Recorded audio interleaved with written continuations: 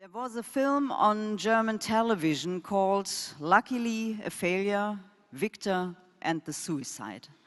And this tele-documentary was dealing with a real miracle.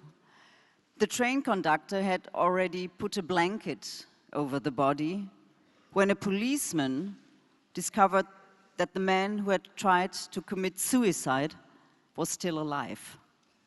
Today he's here to tell us his story, the story of his life, the story of a life on wheels.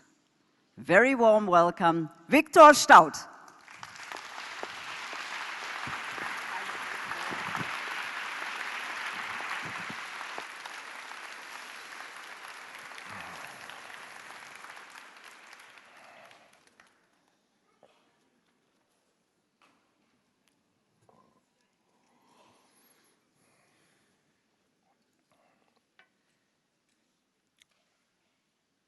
Good morning, everybody. Before I start telling you my story, I would like to start by reading the very first chapter of the book that I wrote. In this chapter, I try to describe the moment I woke up in the hospital about 12 hours after I jumped in front of a train. The chapter I called Chapter 0. I think I hear a voice. No, I hear several voices. Try as I might to locate them, I cannot figure out where they are coming from. I open my eyes, slowly. Everything around me is a blur. Then I hear that one single voice again, a woman's voice, somewhere nearby. He's coming around, she's saying. I instantly grasp that I'm coming around, that something has happened, but I cannot think what it might be, and I have no idea where I am. Mr. Staudt, can you hear me? The voice sounds cool, detached almost. Who is that woman? Where is she? I can just about discern a shape moving in the blurry gray mist to my left. That must be her, the woman, talking to me. Do you have any pain, Mr. Staudt? I'm thinking in slow motion. Seconds tick by as I wonder why I should be in pain. I'm feeling weak, okay, but for some reason, I'm not in pain. I shake my head, discovering that it takes some effort. Mr. Staudt, you jumped in front of a train this afternoon. Jumped in front of a train? As I rack my brains trying to remember, it starts to dawn on me. Right, yes, I did plan to jump in front of a train, and shortly after the penny drops, I actually did jump in front of that intercity train as it sped towards me. But it seems ages ago. You are in the hospital, she says. This woman I still cannot make out quite clearly. Surely it starts to sink in. I jumped in front of the train nearby the Amsterdam station, and now here I am in hospital. We had to operate you on your legs. That statement doesn't prompt any fear in me. I mean, I go running all the time, I swim regularly, work out at the gym. That kind of operation should be no problem. My legs can take it. My eyes grow heavy and I doze off. When I open them again, I'm not sure how long I have been asleep. It could be seconds, minutes, or even longer. I want a drink and try to ask for one. You cannot speak, Mr. Staudt. We have put you on a ventilator to help you breathe, the woman says. I will put a pen in your left hand because your right arm is broken. Hold on. They have operated on my legs. My right arm is broken. I can't even talk. I simply cannot comprehend that I'm in such a bad state. The woman, a nurse I now see, hands me a notepad and a pen. I take the pen in my left hand, and with her holding the pad in front of me, I start moving it across the paper very slowly, trying to write the word coffee as clear as possible, when I recognize my mother's voice. Viktor, can you hear me? She's on the other side of the bed. I try to turn my head towards her, and I want to call out, yes, I can hear you. Although I know I can't talk, I still try. "You don't have to talk, darling," she says softly. "You can't speak right now because you have a tube in your mouth. But we are here, Papa and I." My parents live in Germany, just across the border, almost a 2-hour drive from Amsterdam. That means I have been here for more than 2 hours already. I wonder who contacted them. I want to tell her something. I pick up the pen and spell out legs, L-E-G-S, on the pad, which my mother is now holding. She then takes my hand and says, "I have to tell you, your legs are no longer there." I must have misunderstood somehow, because how can my legs be gone? And yet here I am, still alive. "The train ran over your legs and they are gone," my mother says. Then I notice someone standing behind her. It takes a short while before I recognize that person as my father. He's crying, but he doesn't say anything. Then something is beginning to dawn on me. With my left hand, I reach for the pen again and manage to bring it to the pad that has been left lying on my stomach. Pushing the pen slowly across the paper, I manage to scribble the name Rob Scholte, but apparently my handwriting is not very legible, as my mother says she is not sure what I've written. "He means the artist, the man who also lost his legs," the nurse now explains. So now I have ended up in the same boat as this Dutch artist, Mr. Scholte, who lost both his legs above the knee in a bomb attack. And now he is confined to a wheelchair. So will I. I'm in shock, completely devastated by the news that I have lost my legs. I'm crying, but soon calm down, the pain pump ensuring that I do not get into a complete state of panic. "The policeman who saw to you first is here," my mother says. I have no recollection of seeing any police officer, but I do want to tell him something. My mother passes me the pen again and holds the pad steady for me. She takes my note and reads it out loud to make sure she has gotten it right. I wrote, "I'm sorry. Read this on a beautiful day. Viktor." She then passes the note to the officer. The nurse returns with the coffee and a straw, but I've had enough. I have arrived at chapter 0 of my life.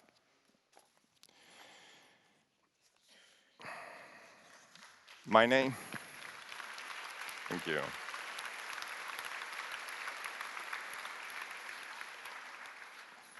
My name is Viktor Staudt. And on November the 12th, 1999, I jumped in front of a train. I wanted to kill myself. And as a result of that, I lost both of my legs, and now I'm confined to a wheelchair.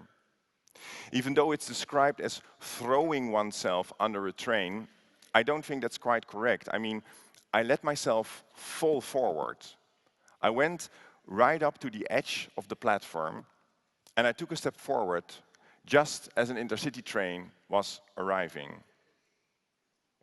As I just told you, 12 hours later, I woke up in the hospital. My mother was the one to tell me that the train had run over me and cut off both of my legs.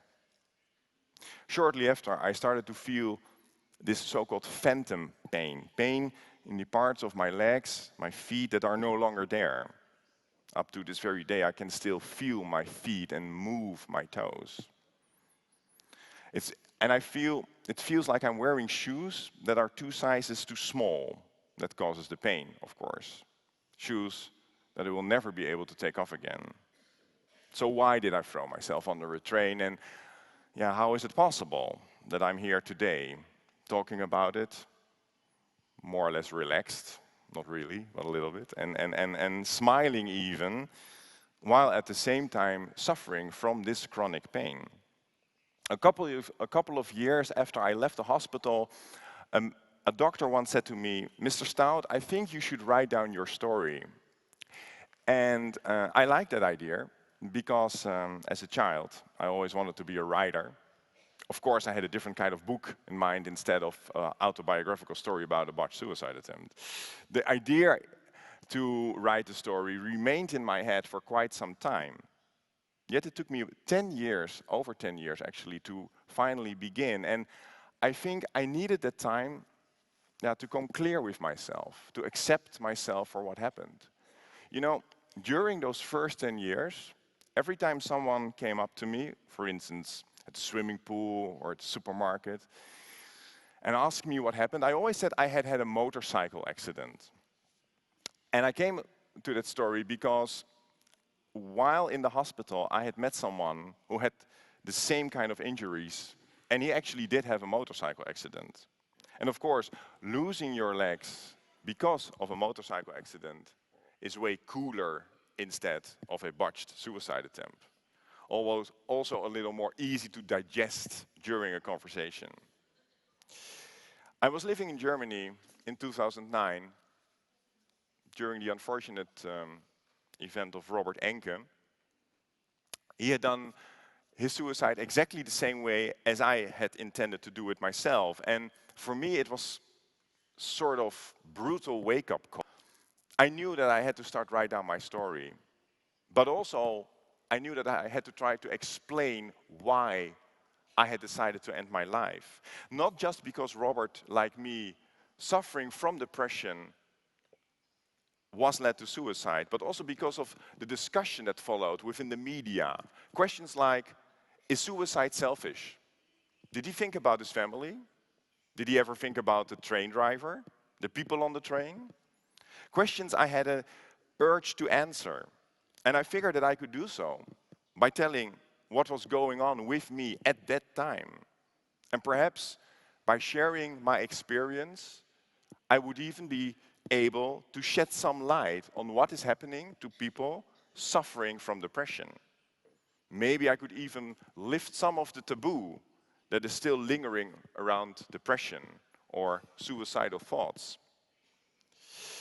A year later, a successful Dutch actor took his own life. He was just about 44 years old. And I remember when I read the news that night, I immediately felt guilty because I still hadn't written down my story. And not because I think I could have saved him or so, but because I always was convinced I wanted to give people who are now suffering from depression, anxiety attacks like I was back then, I wanted to give those people a possibility to identify themselves, to understand themselves, a possibility that I never had. What I mean is, I am convinced that if I would have had the possibility to read a story or listen to a story, whatever, of someone who not just suffered from the same problems, depression, anxiety, but also had taken this final step, throw himself under a train and come back to life, I certainly would have taken the time to listen to that. I mean, of course, I cannot guarantee that I would have chosen another path. Choose life, go out for help another time instead of suicide. But at least I would have taken the time to listen to the story. And it means extra time when you're thinking about the decision between life and death. And when within this story or a movie or a book or an interview, a more positive outlook is presented, a life without anxiety, without depression, well, who knows? I might have chosen a different road.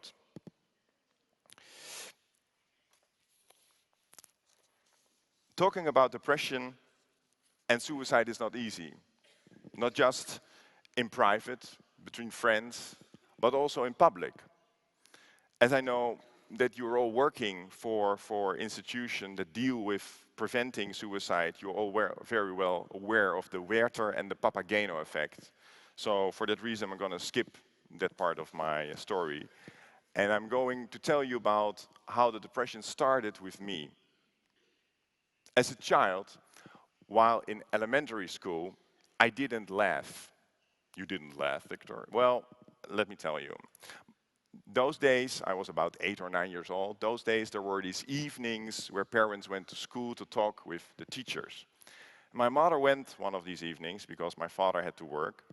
And the next morning, she said to me at breakfast, she said, Victor, I talked to your teacher, and she's very happy. You're a brave student, and you have good notes. She only had one question. Does Victor know how to laugh? And how to laugh? Of course I know how to laugh. I mean, I laughed during breaks. I laughed when I drove back home on my bike with friends or something like that. But in school, in class, yeah, I was pretty serious, you know. I was trying to get good grades, good notes, or maybe I was afraid to fail. I had these weird stomach aches always. Maybe there was a fear within me that prevented me to laugh, that prevented me from having fun. Anyway, to be perfectly honest, this laughing or not laughing, I do not recall so much. What I do recall, though, is that in those years, while in class, in school, I always said to myself, here, the world is in black and white. And outside, where I see the pedestrians, the cars, the shops, the world is in color. And I know I only have to wait for all those years in school to pass to be able to make the switch from the world in black and white into the world in color. That was as clear as day to me. And I was absolutely convinced that everybody was thinking like that. Anyway, it turned out to be not that easy, because after elementary school, instead of changing from black and white into color, I started to stutter, and not just a little bit. I really couldn't say a word anymore. I know that sounds strange when you hear me today. I sometimes still, I think I'm still catching up on all the words that I didn't speak back then, so anyway. But I was overwhelmed by a sense of powerlessness. Why can I not speak anymore? And what can I do about it? Questions that were left unanswered. And I remember that the only thing I thought I could do in my room after homework or before homework, putting myself, sitting in a corner, pulling up my legs, my head between my knees, looking for darkness, because darkness seemed to be the only situation to give me some peace and quiet.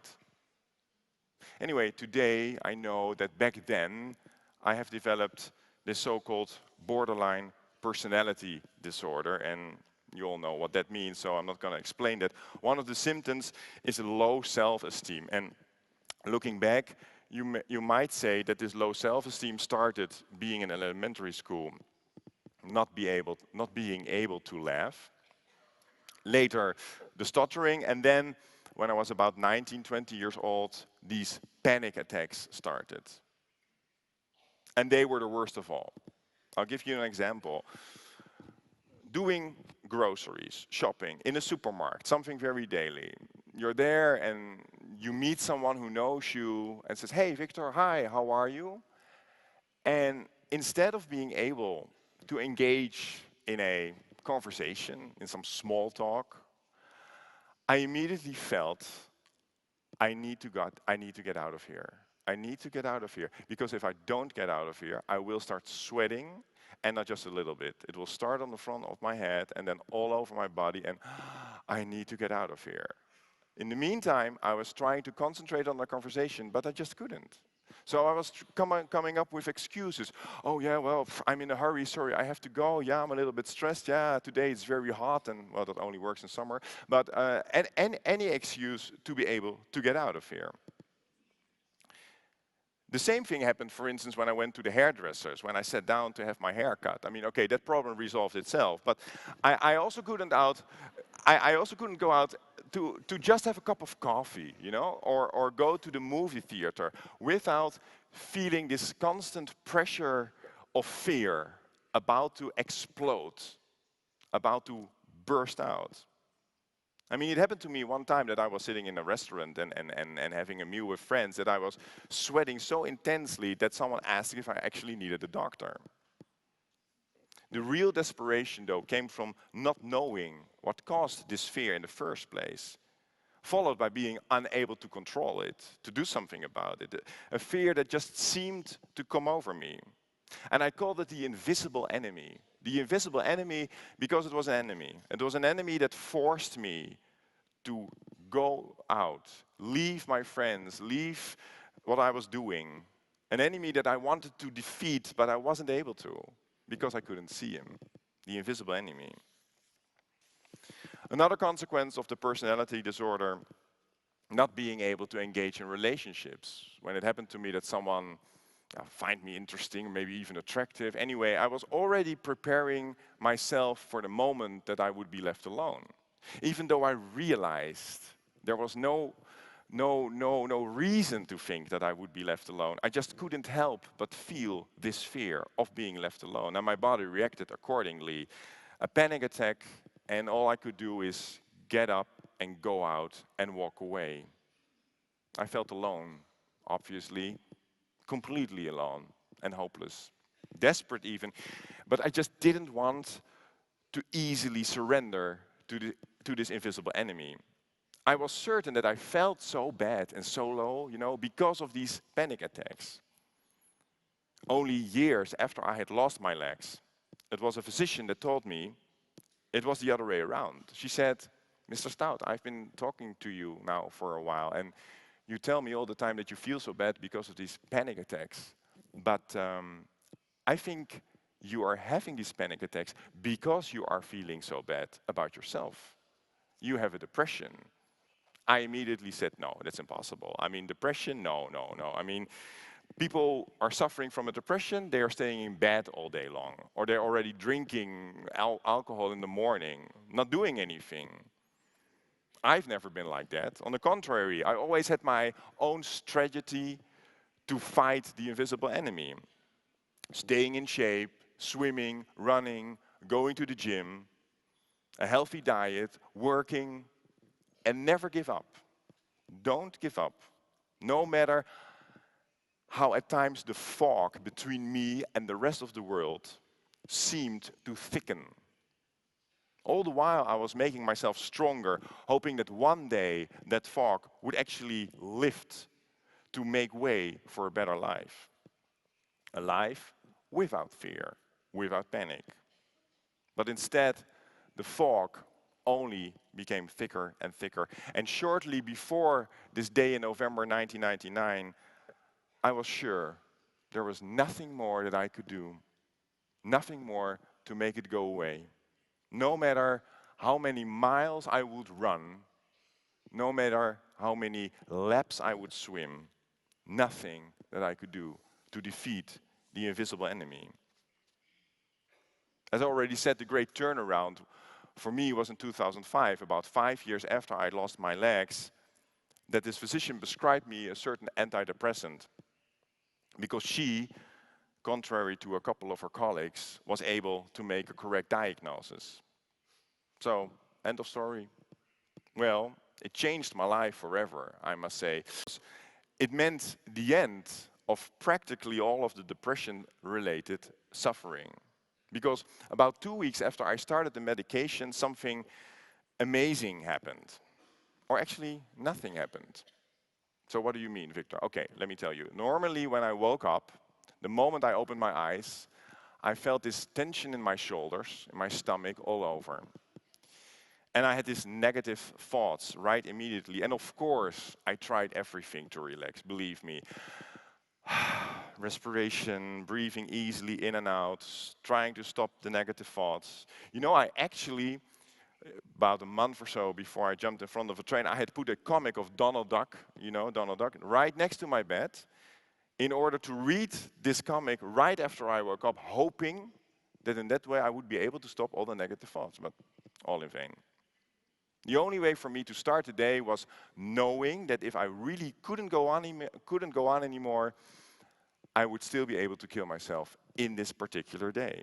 So anyway, 2 weeks after I started the medication, I woke up again. I was looking at the ceiling and I felt like nothing. No stress, no negative thoughts. And all of a sudden I think, oh, okay, Viktor, let's get out and make some coffee. Let's get out and make some coffee. I mean, where did that thought come from? I was so amazed by the fact that I was able to go out and make some coffee that I called my mother and she cried. She cried. Not because I was going out to make some coffee, but because she understood that this was such a turnaround that I was able to start a day, to start a life. Anyway, my story is not unique. Though depression can appear in many different ways. And unfortunately, not everybody finds a solution for his or her mental problems. I receive many, many emails, and also from survivors, people who lose a friend, a partner, a child. And they ask me, please tell me, why did my friend never speak about this depression? Or what did my partner think of during the last couple of days of his life? Or what has my child been thinking shortly before he took his own life? As if I would be able to answer these questions. A journalist from the Netherlands once said to me, you know, Viktor, it's like you've been on an airplane with all these people, and the airplane crashed or something happened, and you were the only survivor. And now everybody wants to know, how was it? Was there any fear? Was there any pain? How were those last minutes, those last seconds? I wasn't afraid. No, I wasn't afraid. I wasn't. The pain, well, maybe. I hope that the pain wouldn't last too long, though. And well, I felt the pain when the train ran over me and cut my legs. But the pain made way for a sensation of warmth. And I was thinking, oh, thank God, it's over. What I didn't understand is that I was only trying to make an end to my problems instead of an end to my life. So now I'm here, 16 years later. And what do I want to say? I don't have the answers. You know, 2-3 weeks ago, I was doing a presentation on a Dutch TV show, and shortly before it was my turn, the producer came up to me, and she was standing right in front of me, and she said, Viktor, this is your moment. And I immediately thought, no, this is not my moment. I mean, like, this is not my moment. I'm not here to dance or sing. This is not the greatest talent show or whatever. I'm here to share a story, you know, a story that I know already by now very well, but I will keep on sharing it, hoping that it will be just a little bit more easy for others to open up about their problems. Because by now, not only looking back at my own experience, but also upon all the reactions that I've received over the last couple of years, I am convinced that finding a solution starts with opening up, talking, being able to talk about your problems. Anyway, I'm doing better, thank you very much.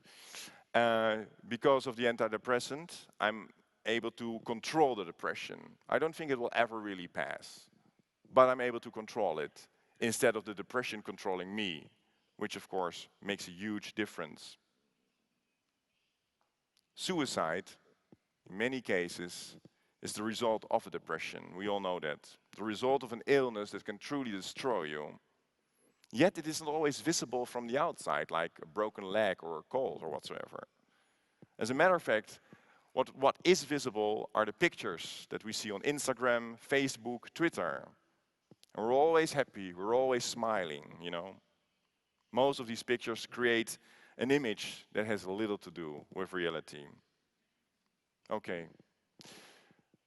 By sharing my story, I would like to lift the taboo on talking about depression, anxiety attacks, or any other mental illness. And who knows, maybe today someone is listening and thinking, well, if he's able to do that, if he's able to get over those problems, maybe I can do so as well. To close my presentation, I'm going to read a short chapter of my book. In this chapter, I have left behind the time in the hospital, and for the first time I'm living on my own again, and I have no idea what I'm going to do with the rest of my life. The chapter is called Convinced. The sun is shining. I've just got up and taken a mug of coffee outside. There's a playground and a small park behind the house that I live in, a little oasis of peace in the surrounding hustle and bustle of busy streets. Oddly, I don't feel as bad as I ought to, having consumed rather a lot of alcohol the night before. I have decided it is time to give up the whiskey and painkillers combination for a while. It would be best to stop taking both, I know, but my first priority is to get rid of the painkillers. To walk the talk, I have emptied the bottle into the sink this morning. Though with pain in my heart, but I know that wherever my life is going, I will not get very far if I cannot kick the painkillers. As part of this self-organized cold turkey therapy, I will prepare myself as the day goes on for my first painkiller-free evening. So, about 4 o'clock this afternoon, I will start to unwind, and I've already made a list of TV programs and DVDs I can watch to distract myself. So here's hoping that I will not resort to driving to the ER for another prescription later tonight. It's quiet in the playground. There were only 3 children, 2 boys and a girl, scrambling up the climbing frame and throwing a ball around. Sipping my coffee, I noticed them looking at me and whispering to each other. I suspect it's about my legs. This happens quite often. Children will stop dead in their tracks, look me up and down, and then wonder aloud where my legs have gone. Yesterday when I arrived in the hotel, there was a family with children staying, and there was this girl, maybe 6 years old, and she stood right in front of me, and she took my trousers, and without saying anything, you know, she looked into them like this, and then under my wheelchair, maybe they're over there, no, no, not there, okay, so where are you? Like, oh, okay. And then wonder aloud where my legs have gone. All of a sudden, they stop their game and approach me. All 3 of them, the girl up front, the 2 boys trailing behind. Still holding the ball, she stands squarely in front of me and announces, "You are in a wheelchair." I nod. Well spotted. Her blonde curls and red-white stripy dress make her look quite cheeky. But she's not. She's just direct. That's right, I confirm. I've had an accident. I take another sip of coffee and notice the 2 boys taking it all in, very interested. Do you also sleep in your wheelchair? That question does take me by surprise, even though it's actually quite logical. I do, after all, sit in a wheelchair. I have no legs, so how can I get out of it? No, I don't sleep in my wheelchair, I answer, and continue to explain how I can lift myself out of my wheelchair onto the sofa, a chair, the toilet, and also into bed, and get out of it again. All the while, I'm watching the 2 boys who have inched forward to get a little closer. Can you go everywhere in your wheelchair? I hesitate. Okay, well, everywhere, I mean, if I release the brakes, yeah, I can go forwards, backwards, left, right. In the end, I must admit that yes, basically, I can go anywhere in my wheelchair. That's good, she concludes, so you can still do everything. I chuck, well, if you look at it that way, I say, but the girl is no longer interested in my reply. She turns away and runs off, heading straight for the climbing frame.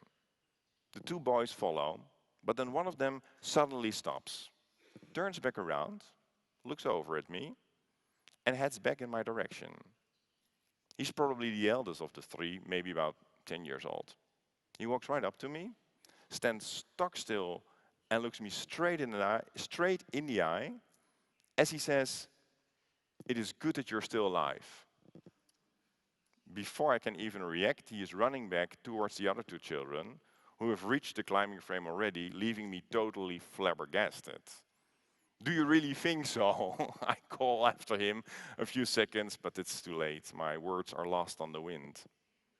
And I instantly feel a sense of shame, because my reaction has betrayed that I doubt his words. Words that were so unexpected, but so convincing. And I start to wonder if perhaps he's right. Thank you.